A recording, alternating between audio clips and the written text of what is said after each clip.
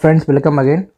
तो दोस्तों, जैसा कि आप लोग जानते हो कि पिछली वीडियो में हम डिस्कस किए थे भारतीय राष्ट्रीय आंदोलन के क्या क्या प्रमुख कारण थे उनके बारे में, और उसमें हमने समझा था एक फर्स्ट पॉइंट जिसमें आपके लिए मैं बताया था कि किस तरह से 1857 का जो आंदोलन था वो एक मुख्य कारण रहा हमारे राष्ट्रीय आंदोलन के पीछे।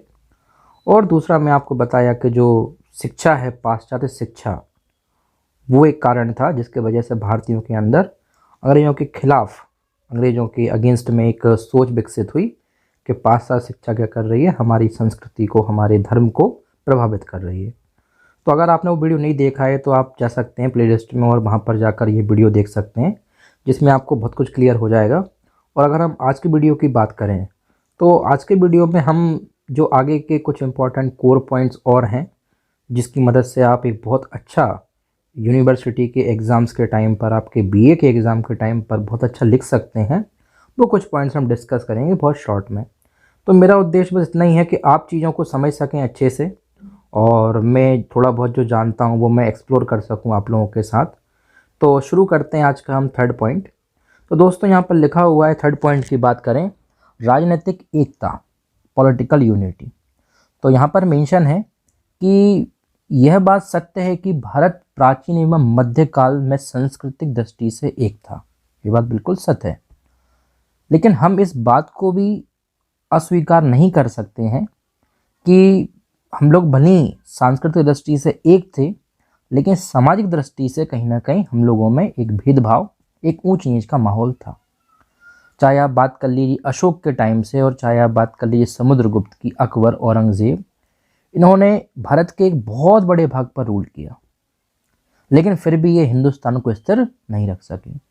तो प्रोफेसर बिपिन चंद्रा, जो एक बहुत ही प्रसिद्ध प्रोफेसर रहे हुए हैं और इतिहास में उन्होंने बहुत सारी किताबें लिखी हुई हैं, तो इन्होंने इस बात को स्वीकार करते हुए अपनी पुस्तक भारत का स्वतंत्रता संघर्ष में लिखा हुआ है कि दादा भाई नौरोजी, जिनको ग्रैंड ओल्ड मैन के नाम से जानते हैं, किस नाम से जानते हैं? ग्रैंड ओल्ड मैन के नाम से। इस तरह का क्वेश्चन कई बार कॉम्पिटिटिव एग्ज़ाम में, MPPSC में पूछा गया है कि भारत के ग्रैंड ओल्ड मैन किसे कहा जाता है? तो दादा भाई नौरोजी। तो दादा भाई नौरोजी, सुरेंद्रनाथ बनर्जी, तिलक, गांधी जी, जवाहरलाल नेहरू तक, ये जो सभी राष्ट्रीय नेता थे, इन्होंने इस बात को हमेशा एम्फेसाइज, या इस बात पर हमेशा जोर दिया कि भारत एक सुसंगठित राष्ट्र नहीं है। भले ही हम एक थे, लेकिन हम में कुछ कारणों को लेकर मतभेद थे। तो भारत में एक राजनीतिक एकता स्थापित करने के लिए अंग्रेजी लोग हमारे लिए बहुत बड़े सहायक सिद्ध हुए, क्योंकि वो होता है ना कि जब हमारे ऊपर प्रॉब्लम आती है, हमको तभी समझ में आता है किसी पर्टिकुलर, किसी चीज़ का या किसी पर्सन की वैल्यू। तो बेसिकली जब हमारा देश अंग्रेज़ों की गुलामी में लिप्त था, तब हमें समझ में आया कि राजनीतिक एकता का होना कितना ज़रूरी है। तो ये यहाँ पर बताया हुआ है। तो अंग्रेज़ों ने विज्ञान और प्रौद्योगिकी का सहारा लेकर भारत में शासन की एकता स्थापित करके उसे एक राजनीतिक इकाई का रूप दिया। यातायात के साधन आए हुए, जैसा कि आप लोग जानते हैं कि मॉडर्नाइजेशन हुआ, अर्बनाइजेशन हुआ, शहरीकरण, फैक्ट्रीकरण हुआ। तो इससे कहीं ना कहीं हम लोग समझ गए कि हाँ, क्या ज़रूरी है, क्या हमारे लिए ज़रूरी नहीं है। एक कथन और यहाँ पर दोस्तों लिखा हुआ है, जवाहरलाल नेहरू का ये कथन है कि ब्रिटिश शासन द्वारा स्थापित भारत की राजनीतिक एकता सामान्य एकता की अधीनता थी। यानी कि ब्रिटिश शासन ने जिस राजनीतिक एकता को देखा भारत में, वो बेसिकली राष्ट्रीयता का ही रूप थी। तो हम ये कह सकते हैं कि राष्ट्रीयता और राजनीतिक एकता ये एक दूसरे के क्या है? पूरक की तरह है। तो राष्ट्रीयता ने कहीं ना कहीं हमारे देश में राजनीतिक भावना को क्रिएट किया, राजनीतिक एकता को क्रिएट किया, और ये एक बहुत इम्पोर्टेंट कारण रहा जिसकी वजह से, जैसा कि पिछली वीडियो में बता रहा था आपके लिए, भारतीय राष्ट्रीय आंदोलन की नींव रखी गई। इसी के साथ दोस्तों आगे बढ़ते हैं और फोर्थ पॉइंट डिस्कस करते हैं, सामाजिक एवं धार्मिक आंदोलन। तो जैसे कि आप लोग जानते हो कि हमारे हिंदुस्तान का, हमारे देश का एक बहुत सारे ऐसे आंदोलन हुए हैं इतिहास में जो सामाजिक दृष्टि से और धार्मिक दृष्टि से बहुत ही इम्पोर्टेंट हैं। तो राष्ट्रीय भावना की उत्पत्ति में 19वीं शताब्दी में जो सामाजिक और जो धार्मिक आंदोलन हुए, इसके वजह से भी हमको अंग्रेज़ों की चाल या हमारे देश में राष्ट्रीय आंदोलन शुरू हुए। अगर इनमें से मैं कुछ प्रमुख लोगों की बात करूं तो जैसा कि आप जानते हैं कि राजा राम मोहन राय जो ब्रह्म समाज के फाउंडर थे, ऐसे ही स्वामी दयानंद सरस्वती जो आर्य समाज के फाउंडर रहे, स्वामी विवेकानंद जिन्होंने रामकृष्ण मिशन के नाम से एक संस्था बनाई, एनी बेसेंट जो बेसिकली थियोसॉफिकल सोसाइटी से जुड़ी हुई थी। तो इनके विचारों ने लोगों को धार्मिक नाम पर और सामाजिक नाम पर जोड़ा, जिससे कहीं ना कहीं भारत के लोगों के मन में उस समय कुछ भाव जन्म लिए और परिणाम स्वरूप एक बदलाव हमारे देश में देखा गया। तो इन लोगों ने बेसिकली ये बताया कि भारत जो देश है यह धर्म और संस्कृति के मामले में बहुत ऊंचा है, श्रेष्ठ है। क्योंकि आप जैसा कि जानते हो कि हिंदुस्तान हमारा जो भारत देश है, सबसे शुरुआत में तो यही देश था। तो इन विचारकों ने भारतीयों को उनके धर्म, समाज में व्याप्त जो दोष थे, जो कुरीतियाँ थीं, उनसे उनको आगाह किया। और इसका परिणाम ये हुआ कि समाज में जैसे आप जानते हो सती प्रथा थी, विधवा विवाह का विरोध होता था, बाल विवाह जैसी कुप्रथाएं चलती थीं। तो इससे जनता तैयार हुई कि नहीं, ये सारी चीज़ें खराब हैं, इन चीज़ों पर रोक लगना चाहिए। और इसके परिणाम स्वरूप कहीं ना कहीं बहुत सारे अंधविश्वासों का विनाश होने लगा, लोग जागने लगे। हमारे समाज में कई परेशानियां थीं, इसको अंग्रेजों ने भी ख़त्म किया। जैसे कि जो राजा राम मोहन रॉय हैं, इनको श्रेय जाता है कि इन्होंने समाज में जो व्यवस्था चल रही थी सती प्रथा, इसको इन्होंने ख़त्म किया। लेकिन लॉर्ड विलियम बेंटिक, तो इनकी मदद से ही ये संभव हो पाया।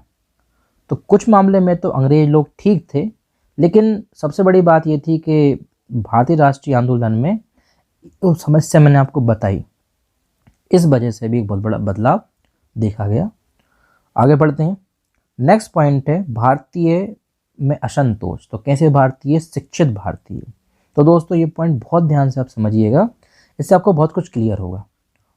और बहुत इंपॉर्टेंट पॉइंट, अगर आप आपकी आंसर राइटिंग करते हैं, यानी कि आप यूनिवर्सिटी का जब एग्ज़ाम देंगे, आपके जब फाइनल ईयर के या आपके जब फर्स्ट ईयर के एग्ज़ाम होंगे, तो उन एग्ज़ाम में बेसिकली आप इस पॉइंट को अगर मेंशन करेंगे तो बहुत अच्छा एक इम्पैक्ट आप चेकर पर जमा सकते हैं। तो डिससेटिस्फैक्शन था एजुकेटेड इंडियंस में। क्या था डिससेटिस्फैक्शन? जैसा कि आप जानते हैं कि पाश्चात्य शिक्षा वाला पॉइंट में बताया था, सेकंड पॉइंट। और पाश्चात्य शिक्षा का फल ये निकला भारतीयों में कि एक शिक्षित वर्ग का उदय हुआ।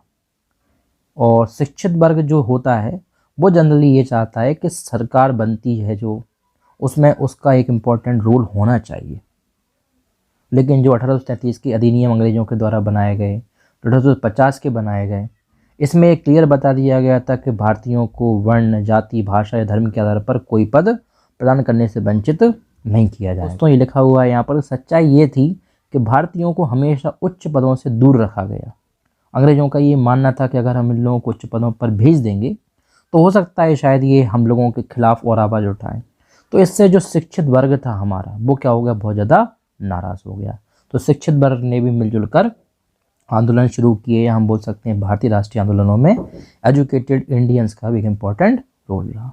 इसके एग्जाम्पल भी दिया हुआ है आपको यहाँ पर, जैसा कि आप देख सकते हैं। बहुत ज़्यादा क्लैरिटी तो नहीं है पेज की, बट फिर भी आप थोड़ा सा कोशिश कीजिए और मैं कोशिश करूँगा कि नेक्स्ट टाइम थोड़ा सा और क्लियर फ़ोटोज़ में ले सकूँ। तो एग्जाम्पल दिया हुआ है यहाँ पर कि अंग्रेज़ों की इस कथनी और करनी का अंतर अनेक भारतीयों को प्रतिष्ठित भारतीय नागरिक सेवा यानी कि सिविल सर्विसेज की जो नौकरी थी बेसिकली, उसको पास करने के बाद भी, उस एग्ज़ाम को पास करने के बाद भी उनको अंग्रेज़ी लोग सेवा का अवसर नहीं देते थे, या उन्हें बहुत छोटी सी गलती की वजह से बाहर निकाल देते थे जॉब से। तो अरविंद घोष, जिनके बारे में आप जानते होंगे, अरविंद घोष ने इस परीक्षा को उत्तीर्ण किया और उनके ऊपर घुड़सवारी में प्रवीण न होने का आरोप लगाकर उन्हें नौकरी से बाहर निकाल दिया। तो आप सोच सकते हो ना, जैसे आप भी अगर उस जगह होते या हम भी होते तो क्या होता। कि भाई आप एक एग्ज़ाम क्वालिफाई कर चुके हो और एक छोटी सी बात को लेकर आपको बाहर कर दें, तो ये तो कहीं ना कहीं अपने आप में उनकी तैयारी ऐसी थी ना कि केवल एग्ज़ाम क्वालिफाई कर देंगे, लेकिन उनको प्रोविज़न बना दिया, मतलब भारतीयों के लिए व्यवस्था बना दी, मगर नौकरी देने का प्लान उनका नहीं था। तो जब 1877 में इस प्रतियोगी परीक्षा हेतु परीक्षार्थियों की न्यूनतम आयु 21 वर्ष निश्चित कर दी गई, शिक्षित भारत में अत्यधिक असंतोष फैला। क्यों फैला? क्योंकि उच्च पदों से बेसिकली जो सोच रहे थे जाने का, वो इसमें नहीं जा पा रहे थे। तो ये कुछ कारण आप यहाँ पर देख सकते हैं जिसके वजह से एक असंतोष का माहौल भारतीयों में पड़ा, और कौन से भारतीय, खासतौर से शिक्षित भारतीयों में। इसके बाद नेक्स्ट पॉइंट देख लेते हैं, भारत का आर्थिक शोषण। तो क्या बोलूँ फ्रेंड्स, इसमें तो आपको सब कुछ पता ही है कि आर्थिक शोषण तो उन्होंने मतलब हद से ज़्यादा किया हुआ है हमारा। तो ये बिल्कुल क्लियर था कि हमको आंदोलन करना था, और आंदोलन हुआ भी। फिर भी लिखा हुआ है तो हम थोड़ा सा डिस्कस करेंगे कि भारत का आर्थिक शोषण, यानी कि अंग्रेज भारत में व्यापार के उद्देश्य से आए थे। मैं आपको पिछली वीडियो में बताया, नहीं देखा तो देखो जाके, क्लियर करो अपने डाउट्स। और यहाँ के शासकों की कमजोरी का फ़ायदा उठाकर जो राजा महाराजा थे वो आपस में लड़ते रहे, उनकी लड़ाई का ही अंग्रेजों ने फ़ायदा उठा लिया। तो हमेशा यही होता है, दो लोगों की लड़ाई में तीसरा फ़ायदा उठा ले जाता है। तो उठाकर राजनीतिक क्षेत्र में भी इन्होंने अपना एक हिसाब से एंट्री ले ली, और राजनीतिक क्षेत्र पर नियंत्रण करने के पश्चात इन्होंने भारत का आर्थिक शोषण, दैट इज इकोनॉमिक एक्सप्लॉयटेशन, करना शुरू कर दिया। आगे लिखा हुआ है कि अंग्रेजों के इस आर्थिक शोषण से भारत के उद्योग, जो बेसिकली हमारे घरेलू उद्योग जिनको हम बोलते हैं, या इंग्लिश में बोलें तो हम कॉटेज इंडस्ट्रीज़ जो होती हैं, जो कृषि होती है, उसका नाश होने लगा। इसका बहुत विपरीत प्रभाव पड़ा भारतीयों के ऊपर। अगर हम रमेश चंद्र बर्मानी की शब्दों में बात करें तो लिखा हुआ है कि कंपनी तथा ब्रिटिश पूंजीपतियों ने मिलकर भारत के उद्योग धंधों तथा व्यापार को नष्ट कर दिया एवं भारतीय वस्तुओं को यूरोप के बाजारों से निष्कासित कर दिया। चरखा और करघा, जो एक समय हमारे समाज का सबसे, या हमारी अर्थव्यवस्था का एक स्तंभ माने जाते थे, ये दोनों सब बर्बाद हो गए, है ना। चरखा नष्ट हो गया, और जो कपड़े भारत बनाता था, लंबे समय से बना हुआ आ रहा था, वो बेसिकली हिंदुस्तान विदेशी कपड़ों से भर गया था। तो भारत की उत्पादन व्यवस्था को तहस नहस कर दिया। पूरा का पूरा जो देश की समृद्धि थी उसको ये लोग छीन छीन के ले गए। अब आप सोच सकते हैं कि ये लोग एजुकेटेड थे, अंग्रेज लोग, इन्होंने मशीनें बनाई, लेकिन हमारे यहाँ एक बहुत बड़ा आबादी या बहुत बड़ा जनसंख्या का समूह जो है वो मॉडर्न वीपन्स को या मॉडर्न मशीन्स को चलाना नहीं जानता था। उसके पास इतना पैसा नहीं था कि वो खुद से वो मशीन सेटअप कर सकें। और कुछ जो थोड़ा बहुत जॉब करने गए इनकी फैक्ट्रीज़ में, तो वहाँ भी इनके साथ शोषण हुआ, इनका एक्सप्लॉयटेशन हुआ। तो परिणाम स्वरूप आप देख सकते हैं, लिखा हुआ है फ्रेंड्स की गरीबी, बीमारी, भुखमरी, अकाल की समस्या हो गई। तो हम इस पॉइंट को कह सकते हैं कि हमारा प्यारा भारत शुरुआत से गरीब देश नहीं था। ये जो बाहर के आने वाले आक्रमणकारी लोगों ने कहीं ना कहीं हमारे देश को बर्बाद किया। तो इस बात को आप ध्यान से समझिए। तो अगर आपको कभी कोई डिबेट में आप पार्टिसिपेट करते हैं कॉलेज लेवल पर, अगर आप कोई स्पीच देते हैं, तो आप इन पॉइंट्स को कहने से बचें कि हम गरीब थे शुरू से। ऐसा बिल्कुल भी नहीं था। तो उस पर कभी किसी और वीडियो में हम बताएंगे डिटेल में, फिलहाल में आप इसको समझ सकते हैं। उसके बाद थोड़ा सा उस पैराग्राफ का ये पॉइंट और बच गया कि सूती कपड़ों के निर्माण के लिए ब्रिटेन ने जो प्रणाली संगठित की, इसका भारत पर बहुत गंभीर असर पड़ा। तो 34-35 की बात, 1834-35 की बात, जो गवर्नर जनरल रहे उस टाइम पर, उन्होंने रिपोर्ट में कहा भी, जो कपड़ा बुनकर थे, जो कपड़े को तैयार करते थे, इनकी अस्थियों से भारत की धरती सफ़ेद हो गई। तो आप समझ सकते हो कि मतलब कितनी बड़ी बात अंग्रेजी east India company governor general ने भी मानी। दादा भाई नौरोजी, जिनके बारे में आपको थोड़ी देर पहले बताया, उन्होंने तो ये तक बताया कि उन्होंने ये तक कहा है कि इंग्लैंड भारत से, या आप देख सकते हैं 3 करोड़ पौंड या 4 करोड़ पौंड जो है बेसिकली धन प्रतिवर्ष खींच रहा है। तो आप समझ सकते हैं कि मतलब भारत पूर्ण रूप से बर्बाद हो गया था इनके रूल में। बाकी और लिखा हुआ है तो आप इसको पढ़ लीजिएगा। हम आगे बढ़ते हैं थोड़ा सा। यातायात एवं संचार के साधनों में वृद्धि। तो जैसे कि आप जानते हैं कि भारत का आर्थिक शोषण तो किया अंग्रेजों ने, इस शोषण को बढ़ाने के लिए उन्होंने क्या किया, यातायात संचार साधन शुरू कर दिए। तो जो लोग बोलते हैं ना कि अंग्रेज़ों ने रेल दी, अंग्रेज़ों ने पोस्ट ऑफिस शुरू किया, अरे कुछ नहीं किया उन्होंने, बेसिकली हमारे लिए नहीं बल्कि खुद के फ़ायदे के लिए ऐसा किया। अब जब वो देश से चले गए तो उनकी चीज़ों को यूज़ कौन करेगा? ऑब्वियसली हम ही करेंगे ना।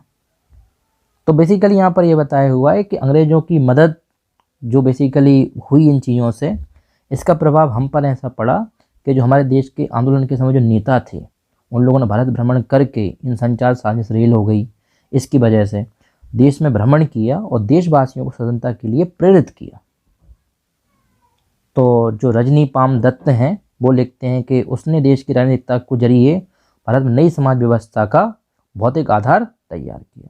तो वो बोलते हैं कि अंग्रेज़ों ने बेसिकली राजनीतिकता के जरिए, मतलब लोगों को, भारतीयों को बेवकूफ़ बनाकर या भारतीयों को ये बोल कर के हम आपके लिए सुविधा दे रहे हैं, सबसे बड़ी बर्बादी का सिलसिला चलाया। तो एक हिसाब से ये आर्थिक शोषण ही कर रहे थे। तो ये आप थोड़ा सा ध्यान रखिएगा। तो दोस्तों ये कुछ चीज़ें मैंने आपके लिए बताई